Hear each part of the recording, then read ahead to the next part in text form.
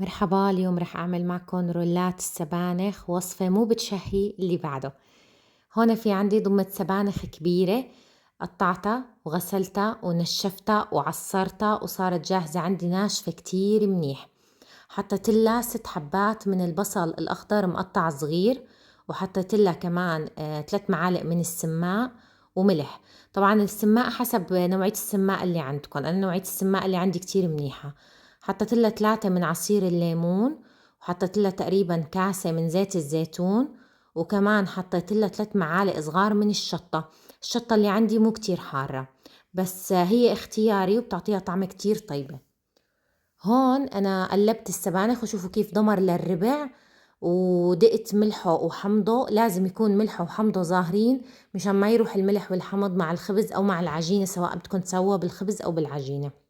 أنا هون رح ساويها بخبز الشراك أو خبز الرقاق أو خبز الصاج، حسب انتو شو بتسموه بكل بلد. قطعته مثلثات بهي الطريقة وبشيل العجينة اللي على الطرف. ممكن تستخدموا الخبز الأسمر أو الخبز الأبيض، ونفس الشي لازم تقطعوه مثلثات. أنا قطعت الدائرة مثل الزائد، وكل ربع قطعته 2، فصار عندي رولات صغيرة بهذا الحجم. هلأ بحط السبانخ وبلفه بهي الطريقة. السبانخ طبعا إذا نزل مي بتحطوه بمصفاية، مشان ما يكون كتير مرق معكم، فيه مي يعني ويتشتش الخبز. هون دهنت صينية بزيت زيتون، نص زيت زيتون ونص زيت عادي.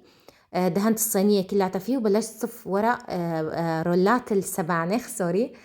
وبعدين هون كخطوة اختيارية، هاد الزوم اللي نزل من خلطة السبانخ لما حطيناها بالمصفاية، أنا دهنت فيه الرولات كلياتهم بهي الطريقة، بيعطيها حموضة وطيابة وقرمشة شي مو طبيعي، بس هو اختياري. ودهنتها كمان بالزيت، نص زيت زيتون نص زيت عادي، ومحمية الفرن على درجة حرارة 200. بدخل الصينية من تحت بس تاخد لون، وبعدين بحمرها من فوق. أنا تقريبا أخذ معي 16 رغيف، الكمية هاي أخذت معي 16 رغيف من خبز الشراك. شوفوا الفرق بين الخبز الأسمر والأبيض.